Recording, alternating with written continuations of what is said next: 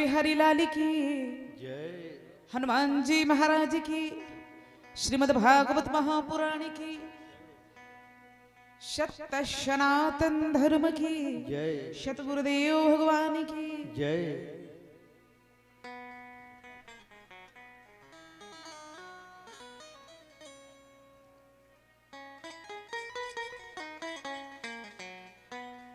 वक्रतुंड महाकाय सूर्यकोटि समप्रभ निर्विघ्नं कुरु मे देव सर्वकार्येषु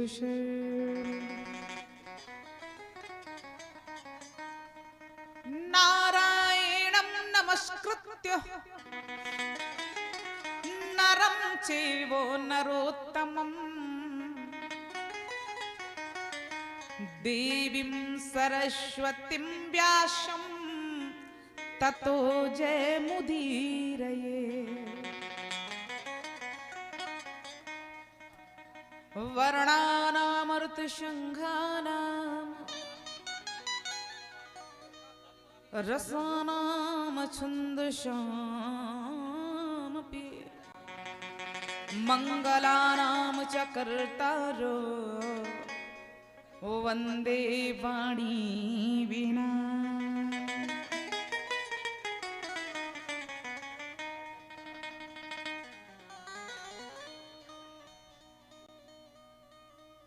गजाननं भूतिगणादिसेवितं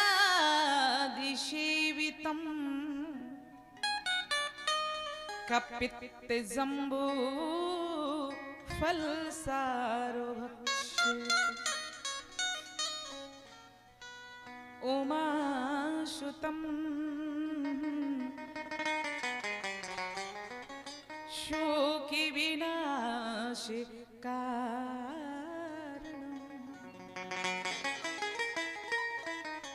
नमामि विघ्नेश्वरपादुकम्।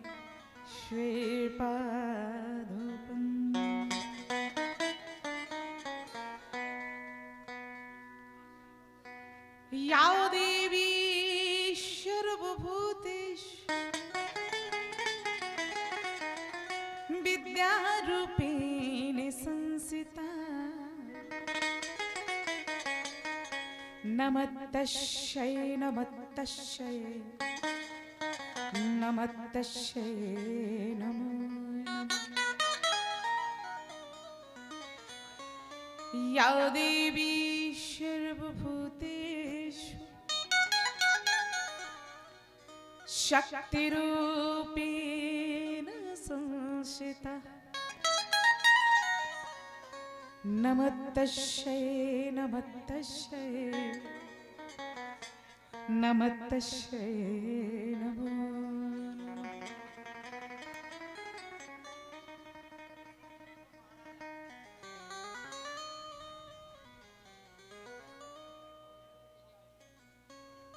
या देवी सर्वभूतेषु ज्ञानरूपेण संस्थिता नमस्तस्यै नमस्तस्यै नमस्तस्यै नमो नमः।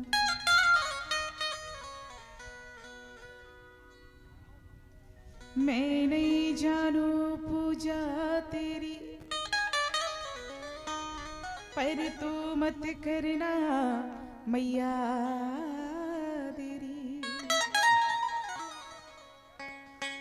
तेरी बेटी तुझको बुलाए लाज तू रख ले अब माँ।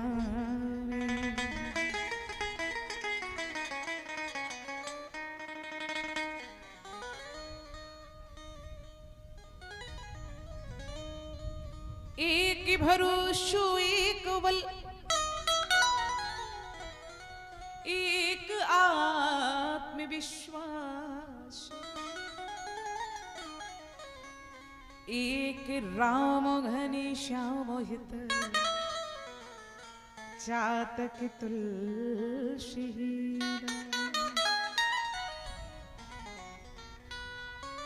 श्री राम नगरिया राम की बस सरयू के तीर अचल राज महाराज को सोचो की हनुमत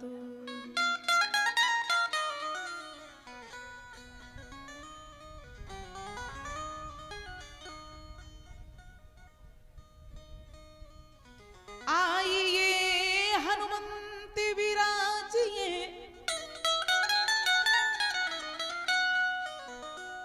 कथा कहो अनुसार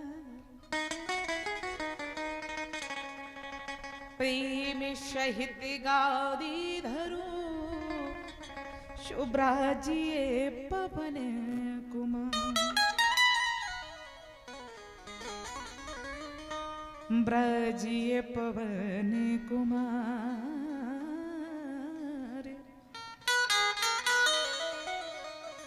ब्रजिए पवन कुमार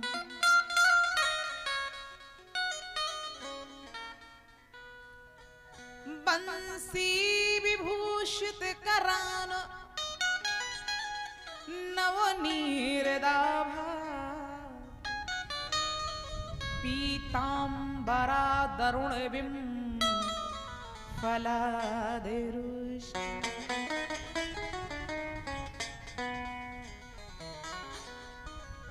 कृष्णा पूर्ण सुंदर मुखारि विंदनेत्रात कृष्णात परम किमपि तत्त्वमहं न जाने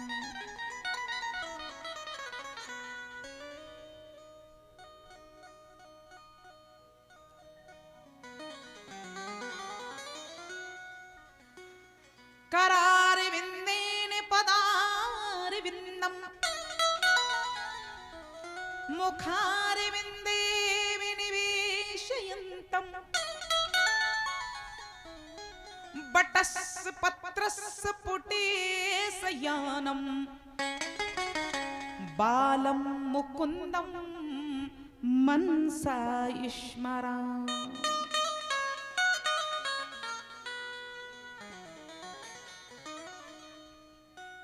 आओ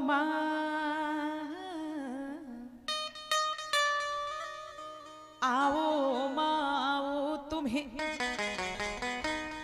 ये बालिका पुकारी रही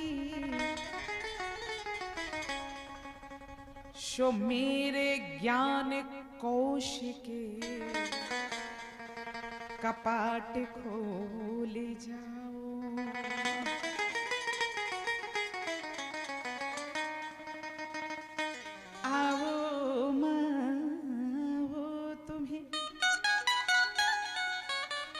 ये पुत्री बुलाती है शो अपनी निज पुत्री के कंठ पे विराजो हाओ माओ तुम्हें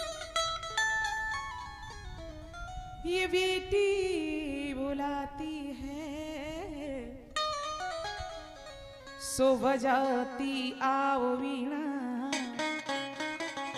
कब तावली कंठ में घोलती श्री सुखदेव जी के पद कमल बारंबार मनाय गुण गाऊं गोविंद के शो हनुमत घोष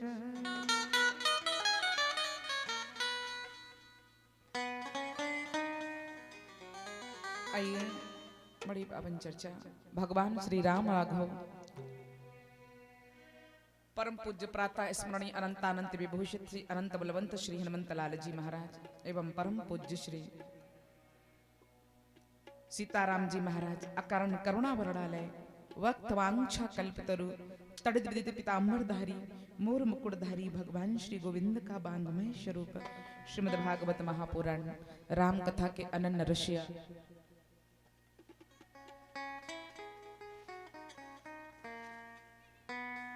अनन्य उपासक, अमर कथा को जन्म देने वाले भगवान भूत भावर भोले बाबा, जिनके मुख कमल से भागवत रूपी अमृत निकला, परम वितराग संतोष श्रोमणी कवकुल चक्र चूड़ामणि पूज्य सुखदेव जी महाराज, श्रद्धालु भक्तगण, सीता, अनुसुईया, गार्गी, उर्मिला, मद्दलसा के श्री चरणों का अनुकरण करने वाली त्यागमयी, ममतामयी, करुणामयी माताएं व बहनें, इस सत्संग वाटिका में पुष्पों की बहात खेले हुए नन्हे मुन्ने बहन बहनों, संगीत के माध्यम से इस कथा को और मनोहारी बनाने वाले हमारे भैया लोग, 2 बार प्रेम से हरि नाम संकीर्तन, इसके बाद आगे जय श्री श्री हमारे हनुमंत लाल जी की इच्छा। बोली हनुमान जी महाराज की जय, सत्य सनातन धर्म की जय, श्री बांके बिहारी लाल की जय। हो तेरे नाम की ओढ़ चुनरिया,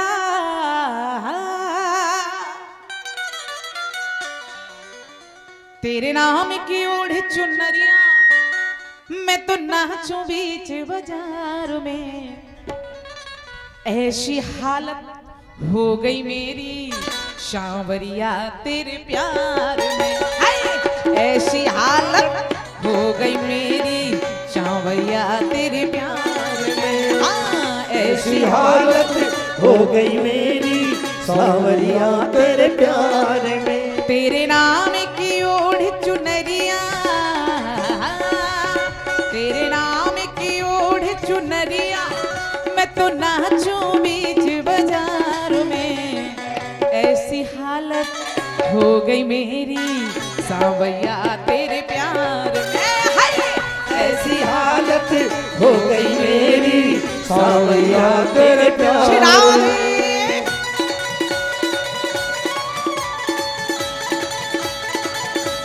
हरे गोविंद।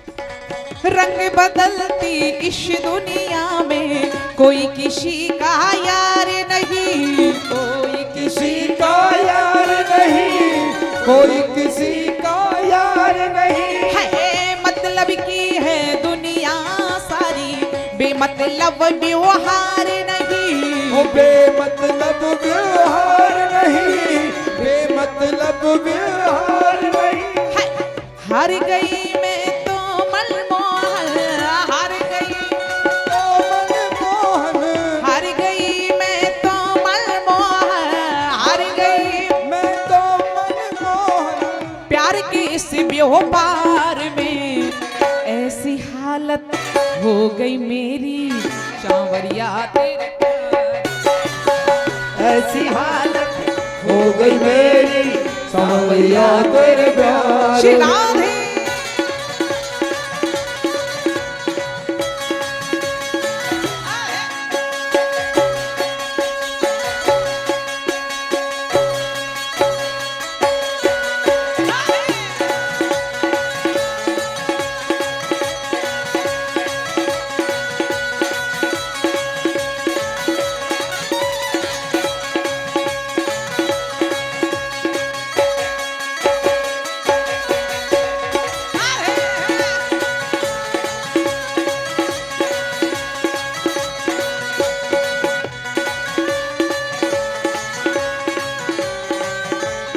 हरि हरे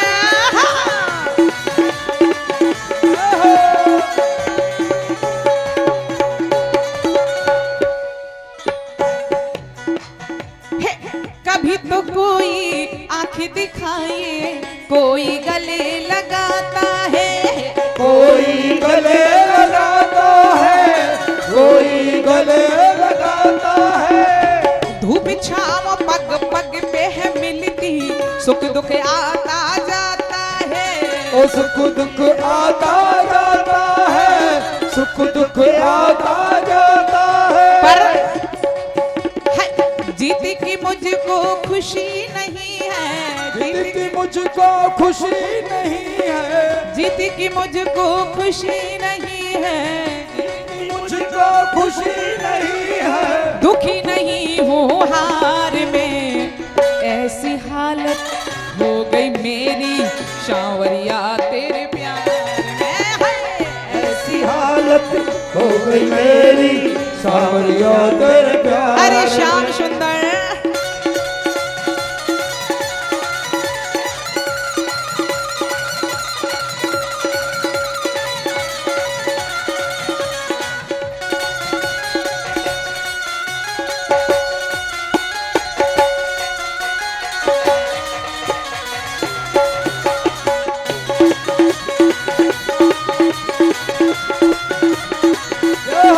हरि बोल।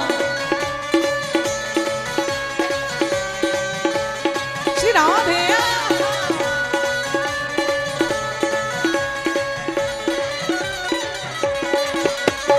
और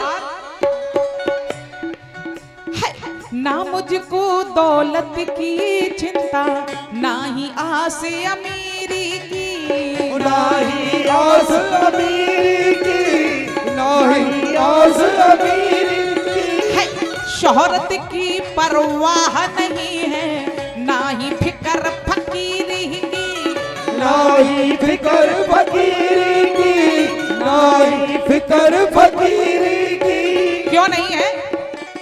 बिन मांगे सब कुछ ही मिला है, बिन मांगे सब, हे बिन मांगे सब कुछ ही मिला है, बिन मांगे सब कुछ ही मिला है, प्रियतम के दरबार में ऐसी हालत हो गई मेरी सांवरिया तेरे प्यार में। ऐसी हालत हो गई मेरी सांवरिया तेरे प्यार में। ऐसी हालत हो गई मेरी सांवरिया तेरे प्यार में। हाँ। ऐसी हालत हो गई मेरी सांवरिया तेरे प्यार में। तेरे नाम की ओढ़ चुनरिया,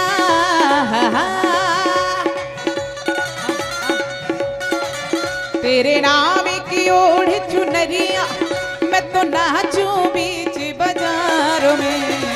ऐसी हालत हो गई मेरी सांवरिया तेरे प्यार में। ऐसी हालत हो गई मेरी सांवरिया तेरे प्यार में। है सांवरिया तेरे प्यार में, सांवरिया तेरे प्यार में। सांवरिया तेरे प्यार में, सांवरिया तेरे प्यार में, सांवरिया तेरे प्यार में।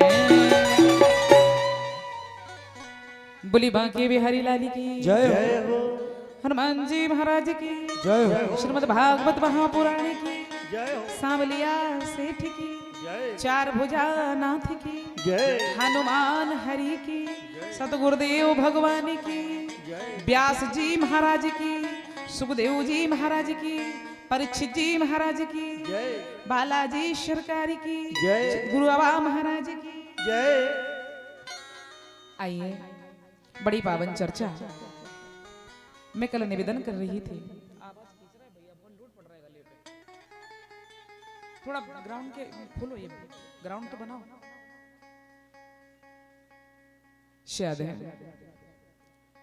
शायद है, शायद है, शायद है, शायद है, शायद है, शायद है, शायद है, शायद है, शायद है, शायद है, बोलिए शायद है,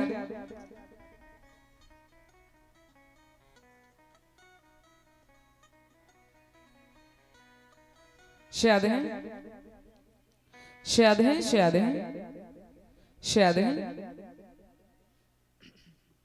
आइए बड़ी पावन चर्चा मैं कल निवेदन कर रही थी, आप कथा सुन रहे थे कि किस तरह से हमारे श्री शौनकाद ऋषियों को ने अद्भुत प्रश्न हमारे सूत जी से किए और सूत जी उन प्रश्नों के उत्तर दे रहे हैं।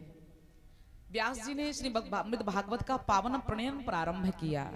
जन्माध्यस्यतून बयादितरतस्सुचार्थे सुविघ्य स्वराट तेने ब्रह्म हृदय आद कवये मोहान्ति यत सूर्या तेजो वार मृदा यथा विन्मयो यत्र सर्गो मृषः धाम्ना स्वेन सदा निरस्तु कुहिकं सत्यम परम धीमहि।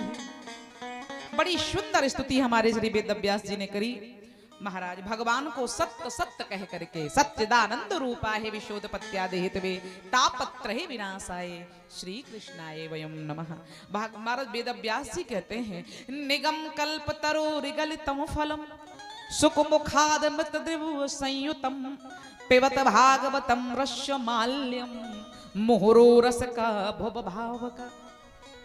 श्री हमारे वेद व्यास जी कहते हैं कि भागवत है क्या? जो भागवत है निगम कल्प तरोर गलतम फलम, जो भागवत है ये वेदों रूपी वृक्ष का पका हुआ फल है, एकदम रस से भरा हुआ। और वेदों रूपी वृक्ष का पका हुआ फल है श्रीमद् भागवत, और वेदों रूपी वृक्ष से गिरा है, टपका है, गलित है। मतलब गलित माने वेद रूपी वृक्ष से टपका हुआ फल है। तो किसी ने पूछा क्यों व्यास जी, अगर एकदम रस से भरा हुआ है, एकदम पका हुआ फल है और वृक्ष से टपका है तो नीचे गिर करके तो खंडित हो गया होगा। मतलब इतना पका हुआ फल है और वृक्ष से गिरा है और एकदम से पका हुआ है तो विगलित माने फूट गया होगा। इसका मतलब भागवत खंडित फल है, अखंडित नहीं है। व्यास जी बोले आपसे किसने कहा कि भागवत खंडित फल है? बोले आप ही तो कह रहे हो कि वेदों रूपी वृक्ष की डाली से टपका है, एकदम से पका है, एकदम रस से भरा है। और जब रस से भरा हुआ पका हुआ फल नीचे गिरेगा तो सीधी सी बात है कि फूट जाएगा, तो मतलब फूटा हुआ खंडित फल है।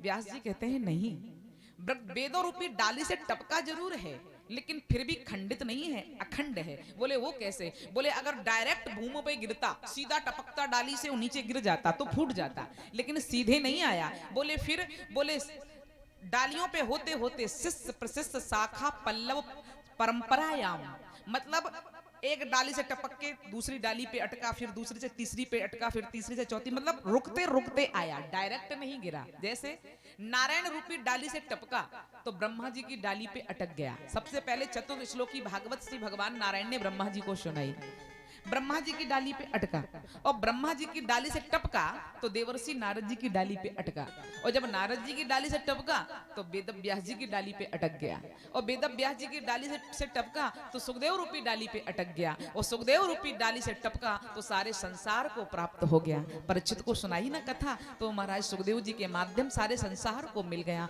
मतलब रुकते रुकते आया, हाथों पे लिया भक्तों ने।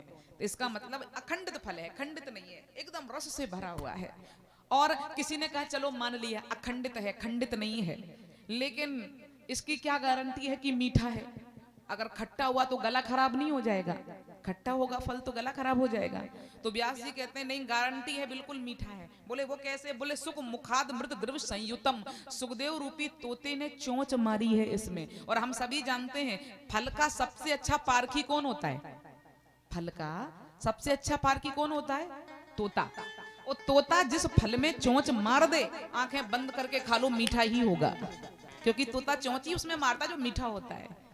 हाँ, तो और फिर सुखदेव रूपी तोते ने चोंच मारी है इसमें, ऐसा वैसा तोता नहीं है, पारखी तोता है महाराज। सुखदेव रूपी तोते ने चोंच मारी, एकदम मीठा है, रस से भरा हुआ है। हाँ, निगम कल्प तरोर गलतम फलम सुख मुखाद मृत द्रव्य संयुतम पिबत भागवतम रस्यमाल्यम मोहरो रसका भव भाव का। वेद व्यास जी कहते हैं आओ रसकों और भावकों के लिए मेरे ये प्याऊ लगाई है, आकर के पीजिए। तो किसी ने पूछा क्यों व्यास जी, इसका मतलब तो भेदभाव कर रहे हैं आप, केवल रसकों और भावकों के लिए है, सबके लिए नहीं है। मतलब ये प्याऊ पर्सनली है, सार्वभौम नहीं है, सबके लिए नहीं है। आपने कहा रसकों और भावकों को, आइए रसका भव भाव का। तो व्यास जी कहते हैं नहीं नहीं, प्याऊ तो सार्वभौम है, सबके लिए है, जो भी चाहे पी सकता है। तो फिर आपने रसकों और भावकों का ही नाम क्यों लिया? तो सुखदेव व्यास जी बड़ा सुंदर उत्तर देते हैं। व्यास जी कहते हैं भैया, पानी का महत्व वही समझता है जिसको प्यास लगी होती है। सच बताना, जिसको प्यास नहीं है तुम खूब फ्रिज का पानी लेकर के घूमो, अब भैया प्यास नहीं है, और जिसे प्यास लगी है अगर प्यास लगी है तो तालाब का भी पानी भर के दे दो, अगर प्राण निकल रहे हैं तो भैया पानी मिलना चाहिए कैसे भी। तो जिसको प्यास लगी है, पानी का महत्व वही समझता है जिसको जिसको प्यास लगी होती है। तो जिन्हें प्यास नहीं है वो घर में सो रहे होंगे, और जिन्हें प्यास लगी है वो कितनी भी पीड़ा झेल के पंडाल में पहुंच ही जाएंगे। तो अगर प्यास है तो पानी कितनी भी दूर हो प्यासा पहुंच ही जाता है। जिसे प्यास है पानी कितनी भी दूर हो प्यासा पहुंच जाता है, और जिसे प्यास नहीं है तो बगल में गंगा जी बहती रहे क्या फर्क पड़ता है महाराज। हाँ? तो इसलिए ये प्याऊ तो सार्वभौम है, लेकिन रसकों और भावकों को इसीलिए आवाहित किया है कि उसके महत्व को समझते हैं। हाँ, पियो आओ इस सार्वभौम। बोले कब तक? बोले जब तक मृत्यु ना आ जाए तब तक कथा सुनते रहिए, सुनते रहिए, सुनते रहिए। आइए, तो बड़ी सुंदर कथा मैं निवेदन कर रही थी कि महाराज बोले गोविंद भगवान की। भगवान श्री गोविंद ने मां उत्तरा के गर्भ में प्रवेश करके परीक्षित जी की रक्षा करी। जिस वक्त ब्रह्मास्त्र चलाया अश्वत्थामा ने महाराज गर्भ को मिटाने के लिए, उस समय उत्तरा आई। कृष्ण कृष्ण महायोगिन देव देव जगतपते नान्यम तद भयम पश्ये यत् मृत्यु परस्परम। हे कन्हैया, मैं मर जाऊं, मुझे अपने मरने का दुख नहीं है, लेकिन मेरे गर्भस्थ शिशु को बचा लीजिए प्रभु, पांडवों के अंतिम चिराग को बचा लीजिए। भगवान ने सोचा कितना पापी है अश्वत्थामा, नन्हे से गर्भस्थ शिशु को मार देना चाहता है। भगवान बोले देवी थोड़ी देर के लिए अपने मन में मेरे प्रति पुत्र जैसा भाव लाओ, अपने मन में मेरे प्रति पुत्र जैसा, कन्हैया मेरा पुत्र है। जबकि कन्हैया जी उत्तरा के मामा ससुर जी लगते हैं। अब मन्यु के मामा जी हैं तो क्या हुए, ससुर जी हुए कि नहीं, मामा ससुर जी। तो थोड़ी देर के लिए अपने मन में मेरी प्रति पुत्र जैसा भाव लाओ। उत्तरा ने सोचा कन्हैया मेरा पुत्र है। वो देखते मेरे गोविंद अंगुष्ठ बराबर रूप बनाकर उत्तरा के गर्भ में प्रवेश कर गए। और जलते हुए गर्भ को देखा, अपनी गदा को चक्र की भांति घुमाया और ब्रह्मास्त्र को शांत कर दिया। वो नन्हा सा जीव गर्भ के अंदर कातर दृष्टि से भगवान को देख रहा है, और ऐसा देखा ये कौन है जिसने मेरी रक्षा करी। और एक बार एक निवेदन में आपसे करूं, कितना भाग्यशाली है वो जीव जिसने दुनिया देखने से पहले गर्भ के अंदर भगवान के दर्शन कर लिए हैं। कितना भाग्यशाली है वो पुत्र जिसने संसार में आने से पहले भगवान को देख लिया, और ऐसा देखा कि वो झांकी हमेशा के लिए उसके चित्त में चिपक गई महाराज। हाँ, भगवान गर्भ से निकल करके बाहर आए, लेकिन भगवान ऐसी लीला करे, एक रूप से अंदर और एक रूप से बाहर, कोई समझ ना पाए। लेकिन कुंती मैया समझ गई। कुंती मैया समझ गई कि अभी अभी उत्तरा चिल्ला रही थी मेरी पौत्र वधू की रक्षा करी है कन्हैया ने, और इतना बड़ा काम करके कन्हैया जा रहा है और कोई उसका धन्यवाद भी नहीं कर रहा है। हम मानते हैं कि आकाश की विशालता अनंत है, लेकिन इसका मतलब ये तो नहीं है कि पक्षी उड़ना छोड़ देते हैं। आज कुंती मैया ने हाथ जोड़े और बड़ी सुंदर स्तुति करी, कन्हैया धन्य है आप। कृष्णाय वासुदेवाय देवकी नंदनाय च नंद गोप कुमाराय गोविंदाय नमो नमः। कन्हैया धन्य है आप। मैं ये कुंती आपको प्रणाम करती है। अरे कन्हैया बोले बुआ जी क्या कर रही है, मैं तो आपका भतीजा हूँ, ये क्या कर रही है। तो कन्हैया कुंती कहती है बस इन्हीं लीलाओं में तो फंस करके हम आपको पहचान नहीं पाते। अरे कन्हैया, जब जब मुझे लगता कि मैं तुझे पहचान गई तभी तो कोई ऐसी लीला करता कि मुझे तो लगता कि ये तो मेरा भतीजा है। लेकिन कन्हैया आज तो मुझे प्रणाम कर ही लेने दो। जानते हो कन्हैया, आज मुझे अपने आप पे गर्व हो रहा है। बोले क्यों? बोलो आपने वसुदेव देवकी की रक्षा करी कारागार में, वसुदेव देवकी की रक्षा तो करी आपने कारागार में अपने माता पिता की, लेकिन उनके 6 पुत्रों को नहीं बचाया। लेकिन मैं तो माँ देवकी से भी 4 हाथ आगे निकल गई। आपने मेरी तो रक्षा करी ही, लेकिन मेरे साथ साथ मेरे 5 पुत्रों की कदम कदम पे रक्षा करी महाराज। चाहे वो लाक्षा भवन हो, जब जब मेरे, चाहे वो महाराज कौरवों की धूत सभा हो, हमेशा आपने मदद की, हमेशा हमारी रक्षा करी है कन्हैया। ये कुंती आपको प्रणाम करती है। कन्हैया कन्हैया बोले बुआ अब भगवान बना ही दिया है तो एक काम करो, कुछ मांग लो। अगर भगवान बना ही दिए हो तो कुछ मांग लो। कुंती बोली देंगे कन्हैया? हाँ। जो मांगूंगी वो देंगे? हाँ मांगो। तो वारी कुंती मैया वो चीज मांगी कुंती ने संसार का कोई भी मनुष्य नहीं मांगता। कुंती कहती है कन्हैया अगर देना ही चाहते हैं तो एक वरदान दे दीजिए, मैं जहां भी रहूं जैसे भी रहूं बस मेरे ऊपर विपत्ति पर विपत्ति आती रहे। एक दुख जाए दूसरा आए, दूसरा जाए तीसरा आए, तीसरा जाए चौथा आए, मेरे ऊपर दुखों का पहाड़ टूट पड़े। भगवान बोले बुआ पगला गई हैं क्या? ये क्या मांग रही हैं आप? संसार में अगर कोई 2 अगरबत्ती भी लगाता है ना तो त्रिलोकी की संपत्ति मांग लेता है, सुख संपत्ति घरे आवे कष्ट मिटे तन का। लेकिन ये क्या मांग रही हैं आप? बचपन से सारा जीवन दुख ही दुख तो भोगे हैं आपने। कुंती मैया सूरसेन जी की बहन थी। सूरसेन जी की पुत्री थी, बसदेव जी की बहन। लेकिन सूरसेन ने अपनी प्रथा नाम की बच्ची राजा कुंती भोज को गोदी दे दी, तो प्रथा से कुंती हो गई। बचपन से माता पिता छोड़ गए, बड़ी हुई, विवाह हुआ, पति मिला, वो भी पीलिया का मरीज पांडु जी महाराज। और उस पति को भी श्राप लगा था कि जिस दिन अपनी पत्नी के पास जाएंगे आपके सर के टुकड़े टुकड़े होके बिखर जाएंगे। ये श्राप दिया था एक संत ने वन में। और वो पति भी आधी उम्र में छोड़ के दुनिया से चला गया। ये तो भला हो महाराज दुर्वासा का। मां कुंती को एक मंत्र दिया, उस मंत्र की शक्ति से मां कुंती के 3 पुत्र हुए, युधिष्ठिर, भीम और अर्जुन। दूसरी पत्नी थी महाराज की माद्री, और वो मंत्र मां कुंती ने माद्री को सिखाया। माद्री ने मंत्र सिद्ध किया और मंत्र की शक्ति से मां माद्री के 2 पुत्र हुए, नकुल और सहदेव। लेकिन जब इस दुनिया को छोड़ करके पांडु जी विदा हो गए तो मां माद्री अपने दोनों पुत्र नकुल और सहदेव को मां कुंती की गोदी में डाल करके सती हो गई। 5 पुत्रों का भार आ गया, भारत की वो विधवा नारी। और उन 5 पुत्रों को भी मारने के लिए धृतराष्ट्र के 100 पुत्र 24 घंटे तैयार रहते हैं। कभी आग में जला के मारना चाहते हैं, कभी जहर खिला के मारना चाहते हैं। सारा जीवन तो आपने कष्ट भोगा है बुआ। आज जीवन में पहली बार तो सुख का एक पल आया है कि तुम्हारा पुत्र भारत का सम्राट बना और तुमने भरे दरबार के बीच में मुझे भगवान बनाया। और मैंने तुमसे मांगने के लिए कहा तो तुमने फिर दुख मांग लिया। और कितना दुख भोगेंगी आप? क्या दुख भोगते भोगते आपका पेट नहीं भरता? तो कुंती मैया बड़ा सुंदर उत्तर देती है। कन्हैया कहती से कुंती कहती है कन्हैया ऐसा दुख हम मानते हैं कि हमारे जीवन में दुख आए, लेकिन गोविंद एक बात और ध्यान रखना, अगर दुख आए तो दुखों के साथ में तुम भी आए। हमारी पुत्र वधू को निर्वस्त्र करने की कोशिश की गई, किसने बचाया? आपने। कदम कदम के हमारे बच्चों की रक्षा करी। दुख आए तो जीवन में आप भी आए। और जरा सा सुख क्या मिला कन्हैया? तुम हमें छोड़ के द्वारका चल दिए। तो कन्हैया ऐसा सुख नहीं चाहिए जिससे कन्हैया दूर हो जाए। अरे ऐसे सुख को क्या करें? नहीं चाहिए। हमारे कबीरदास जी कहते हैं सुख के माथे शिल परे जो गोविंद देत भुलाए, और बलहारी व दुख की जो पल पल नाम जपाए। ऐसे दुख को मैं गोदी में भर लेना चाहती हूँ, ऐसे दुख को तो मैं सर पे रख लेना चाहती हूँ जो दुख आपकी याद दिलाता है। मुझे तो दुख चाहिए, दुख चाहिए और दुख चाहिए। पर भगवान कहते हैं बुआ कुछ भी करो पर अब मैं आपको दुख नहीं दे सकता।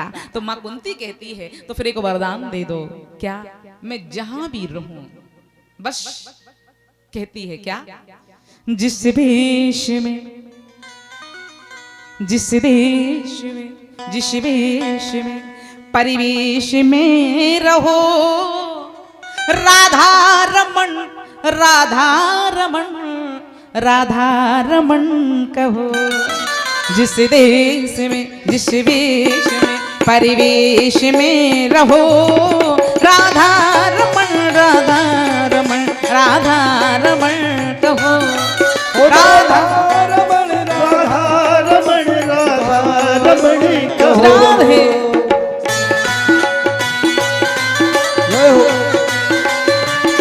हेलो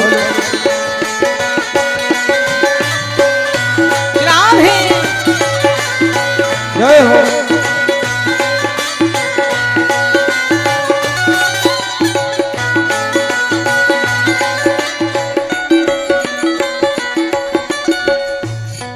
जिस रंग में, जिस ढंग में, जिस संग में रहो, जिस रंग में, जिस रंग में, जिस संग में रहो, जिस रंग में, जिस ढंग में, जिस संग में रहो, जिस रंग में, जिस ढंग में, जिस संग में रहो,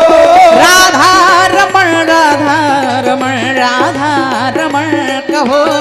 ओ राधा रमण राधा रमण राधा रमण कहो। जिस देश में जिस वेश में जिस देश में जिस वेश में परिवेश में रहो राधा रमण राधा रमण कहो। ओ राधा रमण राधा रमण राधा रमण कहो। राधे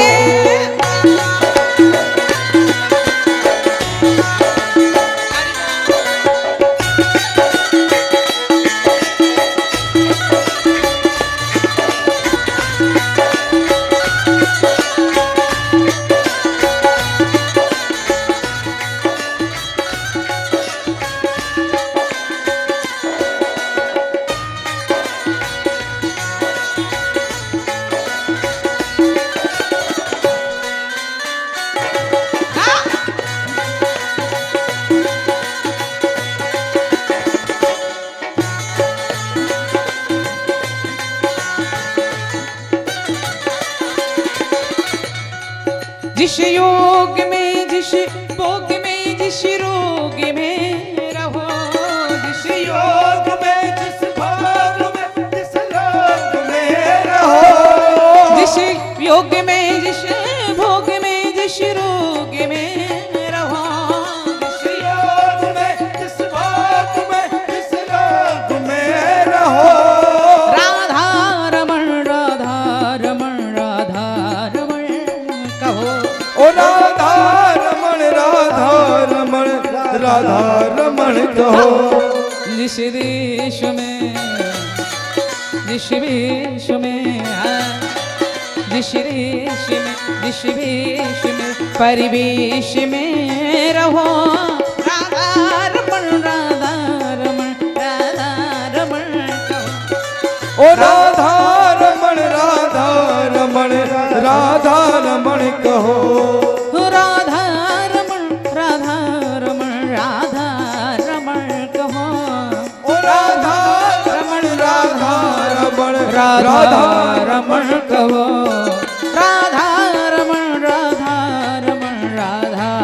रमण कहो। राधा रमण राधा रमण कहो। बोली भाग्य बिहारी लाल की। तो मैं निवेदन कर रही थी कि महाराज माँ कुंती कहती है कन्हैया अगर दुख नहीं दे सकते तो एक वरदान दे दीजिए, हम जहां भी रहें बस आपकी याद आती रहे, आपकी कृपा बनी रहे, आप हमारे साथ रहें। और अब भगवान विषम पितामह को दर्शन देने पधारे हैं जो, और महाराज इसके बाद भगवान द्वारका के लिए प्रस्थान किए हैं। भगवान द्वारका पधारे, इधर भगवान ने पीठ घुमाई और उधर उत्तरा माँ को प्रसव तृणा हुई। देखते देखते आकाश से पुष्पों की वर्षा होने लगी, गंधर्व स्तुति गान करने लगे और माँ उत्तरा के गर्भ से परम भागवत श्री परीक्षित जी जन्म लेकर के आ रहे हैं। बोली भक्त और भगवान की जय हो। बड़ा दिव्य बालक महाराज, ब्राह्मण लोग आए, आकर के उस बच्चे के भविष्य की उद्घोषणा करी। महाराज आपका जो पौत्र है कोई साधारण नहीं है, ये पृथ्वी की तरह दुधर्ष, राजा रंत देव की तरह दानी, प्रथु की तरह शरणागत महाराज, प्रजापालक, शिव की तरह शरणागत रक्षक। सुन सुनकर के पांडव बड़े प्रसन्न हो रहे हैं, लेकिन इसमें एक दोष है। बोले क्या? बोले दोष ये है कि ये अपने जीवन में एक संत का अपमान करेगा, उससे इसे श्राप लगेगा और उससे इसकी मृत्यु होगी। सुनकर के पांडव बड़े दुखी हो गए। हमारे वंश में ऐसा पुत्र, ऐसी संतान जो संतों का अनादर करेगी, हमारा वंश तो संतों का, हमारे वंश में तो परंपरा रही है संतों की ऐसा पुत्र। तो ब्राह्मण लोग बोले घबराइए मत महाराज, अपराध तो कर देगा, गलती तो कर देगा, लेकिन फिर सच्चे सतगुरु की शरण ग्रहण करेगा और उससे से मोक्ष प्राप्त होगा, फिर तो ठीक है। खूब सारा दान दिया, ब्राह्मणों को विदा किया। खुली आवाज खोलिए। ब्राह्मणों को विदा किया और अब महाराज धीरे धीरे परीक्षित जी उसका बच्चे का नामकरण किया। नाम रखा विष्णुरात। परीक्षित जी का असली नाम क्या है? सुखदेव जी का असली नाम है ब्रह्मरात और परीक्षित जी का असली नाम है विष्णुराज। विष्णुराज परीक्षित कैसे पड़ा? वो तो परीक्षित जी छोटे से थे ना, तो जिसकी भी गोदी में जाते उसको टुकुर टुकुर करके देखते, उसका परीक्षण करते। और परीक्षण क्या करते कि जिसको गर्भ के अंदर देखा था ये वही तो नहीं है। जिसकी भी गोदी गौर से देखते हैं कि ये वही तो नहीं है जिसको गर्भ के अंदर देखा था। तो जिसकी भी गोदी में जाते उसका परीक्षण करते, इसलिए इनका नाम पड़ गया परीक्षित। परीक्षित जी महाराज धीरे धीरे बड़े हो रहे हैं। और महाराज एक दिन की बात, कई वर्ष निकल गए और अब महाराज युधिष्ठिर जी ने अर्जुन से कहा, अर्जुन हमारा कन्हैया कितना समय हो गया द्वारका गए हुए, कन्हैया क्या सोच रहा होगा? खींच रहा, आवाज खींच रही है महाराज, कन्हैया क्या सोच रहा होगा? पांडव कितने स्वार्थी हैं, कितने स्वार्थी हैं पांडव। जब से आया हूं कोई समाचार नहीं, कोई खबर नहीं। तो अर्जुन जी बोले भैया यदि आप आदेश करें तो मैं जाकर के हालचाल पूछ के आऊं। हाँ हाँ जल्दी आना। और अर्जुन जी गए, मैं गया और आया, लेकिन जब गए ना तो 6 महीने कब निकल गए पता ही नहीं चला अर्जुन जी महाराज को। कन्हैया ने बड़ा स्वागत सत्कार किया। और महाराज एक दिन की बात, दोपहर का ही समय अर्जुन जी विश्राम कर रहे थे और भगवान भोजन का समय हुआ। माँ रुक्मिणी ने भोजन बनाए, थाली परोसी, और जैसे ही भगवान भोजन करने बैठे एक कौर उठाया और वापस रख दिया। रुक्मिणी जी बोली क्या हुआ प्रभु, भोजन अच्छा नहीं बना है क्या? भगवान बोले नहीं नहीं रुक्मिणी, हमारे घर में तो अतिथि आया है और अतिथि को भोजन किए कराए बगैर हम भोजन कैसे कर सकते हैं? अतिथि देवो भव, हमारे यहाँ तो मानता है ना, अतिथि को देव माना जाता है। और पहले तो एक परंपरा थी महाराज, जब भोजन बनता था ना तो पहली रोटी गाय की निकालते हो, निकालना चाहिए, पहली रोटी गाय की और लास्ट की रोटी कुत्ते की। ये नियम है, पहली रोटी गाय को खिलाओ, होनी ही चाहिए। पहली रोटी जब भी भोजन बनाओ तो पहली रोटी गाय के लिए निकालो और लास्ट की रोटी कुत्ते की। तो पहली रोटी खिलाओ गाय को और लास्ट की रोटी खिलाओ कुत्ते को। लेकिन तुम लोग क्या करते हो, क्या करती है माताएं? आप लोगों की बात नहीं कर रही पर बता रही हूं मैं। क्या पहली रोटी खिला दी पति को, बेचारा गाय जैसा सीधा हो गया, और लास्ट की रोटी खा ली खुद, तो दिन भर भाऊं गाऊं। पहली रोटी गाय को खिलानी है और लास्ट की रोटी कुत्ते को खिलानी है। तो ये परंपरा है हमारे यहाँ। भोजन बनाते थे ना तो ध्यान रखते थे, और रोज का नियम था भोजन रसोई में हमेशा इतना बनना चाहिए, गिन के रोटियां नहीं बनानी चाहिए कि अगर कोई आ जाए तो वो भी भोजन कर ले। हम पहले परंपरा थी जब भोजन बनता था तो रोज एक अतिथि के आने की प्रतीक्षा की जाती थी कि कोई आए भोजन करे। जिस घर में अतिथि आते हैं समझ लो उस घर में तीर्थ चल करके आते हैं।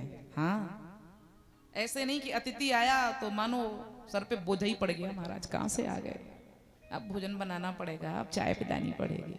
नहीं, ये सौभाग्य है हमारा। अरे अतिथि हर किसी के घर नहीं आया करते, अगर आते हैं तो ये सौभाग्य है।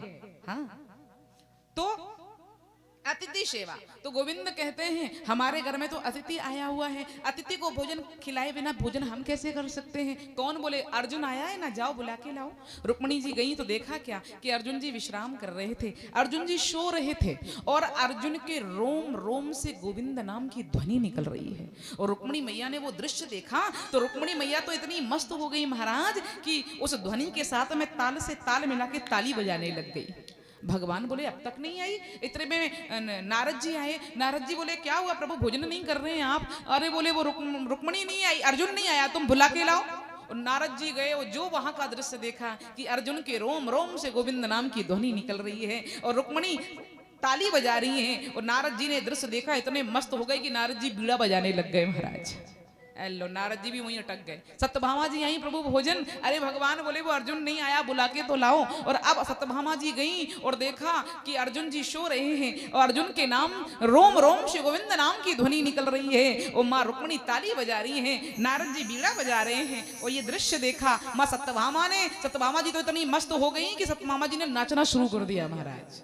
ये लो कन्हैया बोले जो भी जाता है लौट के नहीं आता, ये सब करके आ रहे हैं, देखो तो सही चल करके। और जैसे ही कन्हैया अंदर पहुंचे और अंदर का दृश्य देखा महाराज, तो भगवान तो इतने मस्त हो गए, जाकर के धीरे धीरे अर्जुन के चरण दबाने लग गए। और जैसे ही चरण छुए तो एकदम से अर्जुन की तंद्रा टूटी, नींद टूटी। वो भगवान को देखा तो हाथ पकड़ लिया, कन्हैया ये क्या कर रहे हैं, चरणों पकड़ लिए गोविंद के। अरे कन्हैया हम तो आपके चरणों के दास हैं, आप ये क्या कर रहे हैं। तो कन्हैया कहते हैं अर्जुन अहम भक्त पराधीन, भक्तों की सेवा करना मुझे अच्छा लगता है।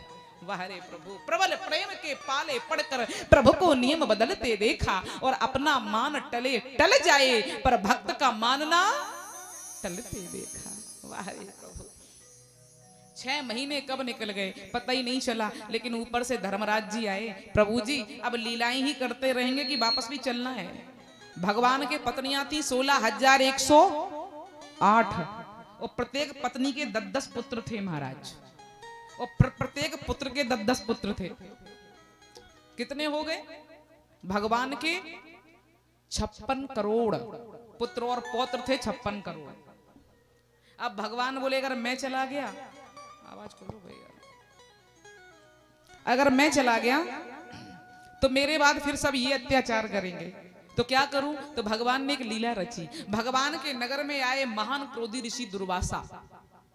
भगवान ने बच्चों को सिखाया कि संतों का सम्मान करना चाहिए, पर ठाकुर जी की लीला देखना, भगवान के बच्चों ने देखा कि हमने सुना है कि दिग्दर्शी महात्मा है, हाँ दिग्दर्शी है, सब बता देते हैं, तो क्या करें, बोले परीक्षा ले लेते हैं। तो भगवान का एक पौत्र था सांब, बिल्कुल दुबला पतला, साड़ी पहनाई, पेट में कड़ाई बांध दी और घूंघट निकाला, बाबा जी के पास में लेकर के पहुंचे। बाबा हमने सुना है कि आप दिग्दर्शी हैं, तो बताइए सन्नादी के गर्भ से क्या होगा, बेटा होगा कि बेटी होगी। दुर्वासा जी बोले परीक्षा ले रहे हैं हमारी, तो जाइए श्राप देते हैं हम आपको, इससे आपके पूरे वंश का विनाश पैदा होगा। विनाश। बच्चे तो घबरा गए, हम तो मजाक कर रहे थे और बाबा जी ने तो श्राप दे दिया, अब क्या करें। ठाकुर जी को पता नहीं चलना चाहिए, नहीं बहुत नाराज होंगे। अरे बोले ऐसे कैसे काल आएगा, इस कढ़ाई को नहीं रहने देंगे। लेकर के पहुंचे कहां, सरोवर के किनारे। महाराज नदी किनारे कढ़ाई को घिसना चालू किया और पूरी कढ़ाई घिस दी। जब ये कढ़ाई नहीं रहेगी तो फिर काल कैसे पैदा होगा, पूरी कढ़ाई घिस दी महाराज। पर एक जरा सी कील बची जो घिसने में नहीं आ रही थी, उसको नदी में फेंक दिया और चले आए।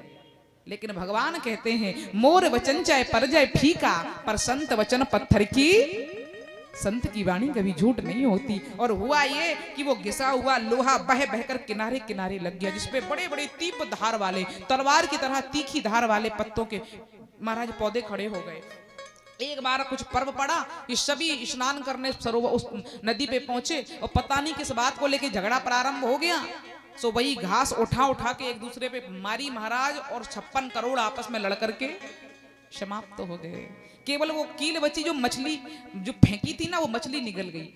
और मछली पकड़ी मछुआरे ने, पेट चीरा, कील निकली, बाहर फेंक दी। उधर से एक बहेलिया निकल रहा था, उस बहेलिया ने कील देखी तो बड़े काम की चीजें घिस करके बाण में लगा ली और शिकार खेलने चला। और भगवान एक पीपल के वृक्ष के नीचे बैठे सोच रहे थे अभी दुर्वासा जी का श्राप पूरा नहीं हुआ। और हुआ ये, बहेलिया ने देखा भगवान पैर फैला करके बैठे थे और भगवान के पैर का पद्म चमक रहा था। तो बहेलिया को लगता है वृक्ष के नीचे कोई मृग बैठा है, कोई हिरण बैठा, उसकी आंख चमक रही है। भगवान के पैर के चमकते हुए पद्म को हिरण की आंख समझ करके बहेलिया ने वाण छोड़ दिया। वो वाण जाके गोविंद के चरण में लगा और एक मुंह से आह निकली, और जैसी आवाज सुनी तो मनुष्य को लग गया, भागा भागा आया और गोविंद को देखा तो चरणों से लिपट गया। कन्हैया मुझे क्षमा कर दीजिए, मैंने तो मृग समझ करके वाण मार दिया, मुझसे अपराध हो गया। भगवान बोले कोई बात नहीं, कोई बात नहीं भैया, ये तुम्हारी गलती नहीं है, तुम्हारा ऋण था हमारे ऊपर। याद है ना, जब भगवान ने बाली को मारा तो बाली ने राम जी से प्रश्न किया था, क्या कि मैं बैरी सुग्रीव प्यारा, मैं बैरी सुग्रीव प्यारा, मैं बैरी सुग्रीव प्यारा, मैं बैरी सुग्रीव प्यारा, हाँ मैं बैरी सुग्रीव प्यारा, मैं बैरी सुग्रीव प्यारा, कारण कवन नाथ मोहे मारा, कारण कवन नाथ मोहे मारा,